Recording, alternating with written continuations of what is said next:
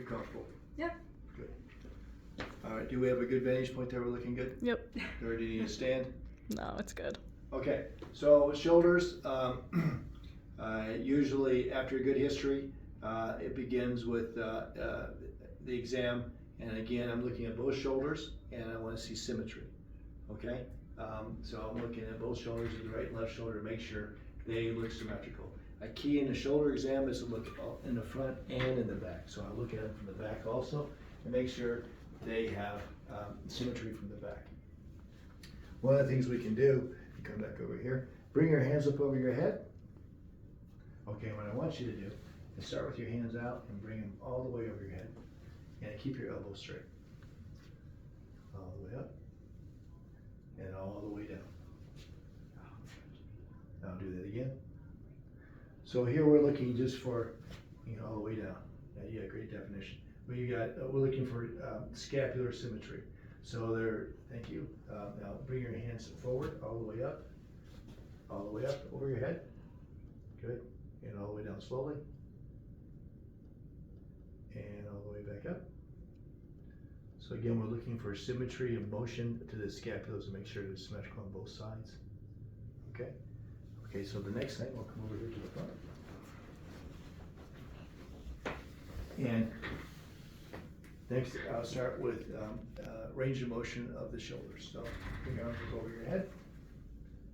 Okay, 180 degrees of motion, all the way back down. So that's abduction. So you got 180 degrees of abduction, all the way up over your head. Okay, she has 180 degrees of forward flexion. And I have you bring your arms out here like this. Okay, so then I test both sides once again. She has symmetrical internal and external rotation. We're going to turn both down now. Turn on the other side. Again, she has symmetrical internal rotation. So I usually check that with the arms at 90 degrees of abduction. Okay, good. So special test for the shoulder. We'll get into that after I palpate it. So again, the scapula, you're going to have the clavicle over here to the AC joint. So many times I'll palpate the AC joint, the acromioclavicular joint. And out to the acromion, and I'll palpate the subacromial area of the shoulder. That's a typical area of tenderness. Another typical area of tenderness is the bicipital tendon. So here's the bicipital groove, and you got the long head of the biceps tendon and the bicipital groove. Another common area of tenderness. Okay. A lot of people complain over pain over this deltoid insertion area, but usually that's from the rotator cuff or impingement in the shoulder. Okay, but they'll say, well, it's really out here, doctor. It's not up here. But many times that's deltoid insertional pain, but that's usually from the shoulder itself. Okay.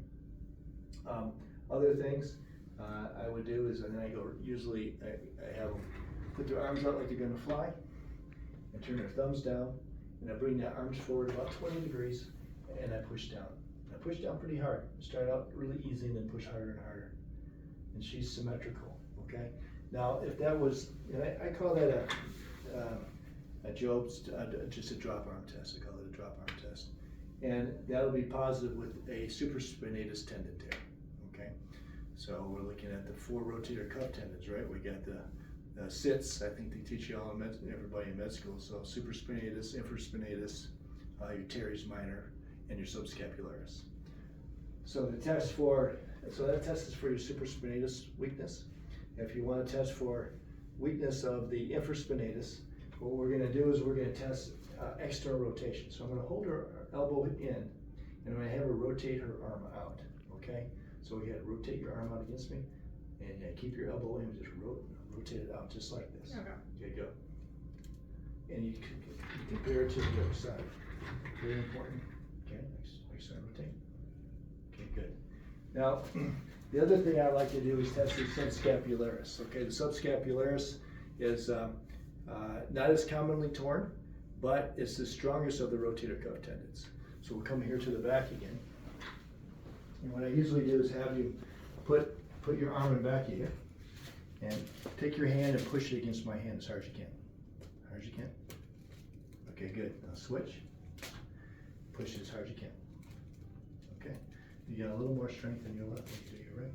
Interesting. Yeah. Okay. So that's test for the subscapularis. The reason I do that test is because that is very specific for the upper third of the subscapularis tendon, which is the most commonly area torn of subscapularis. Other tests you can do, come over here so she can see. You can do a belly press test. So take your arms and push them as hard as you can against your belly. Okay, so she's doing a good job. That's a negative belly press test. If it was a positive belly press test, she would take her arm and she'd go like this. She couldn't press it back because her subscapularis wouldn't fire. She would be like this. That would be a positive belly press test. But that's positive in a full thickness subscapularis tendon tear, which is less common. Okay. Other tests I do are, I'll test again, we talked earlier about the long head of the biceps. I'll take and I'll do her forward flex and a push down, and you go up. Okay, so again, that's called a Speeds test, and that is specific for the long head of the biceps. If that gives her pain, you can have long head of the biceps, partial tear, or tendonitis. Another thing I do is a shoulder adduction test, AD, adduction. And I bring her arm all the way to her chin. And if that gives her pain in the AC joint, that's predictive of AC joint pain, a lot of times with arthritis in the AC joint. Okay. Another test I commonly do is I look for a labral tear, labral pathology. So the labrum, of course, is a line that goes around the socket or the glenoid of the shoulder. And the long head of the biceps pulls on that labrum. So if you have a superior labral tear, this will be a positive, and this is an O'Brien's test. And O'Brien's test again comes here. I'm going to go ahead and push your arm down, and you go up. Good. Now I'm going to turn your thumb down, and I'll push down, and you go up. Okay. Now if that were to elicit pain, either one of those would be a positive O'Brien's test. Okay. And those are the tests I make sure I do with my shoulder exam.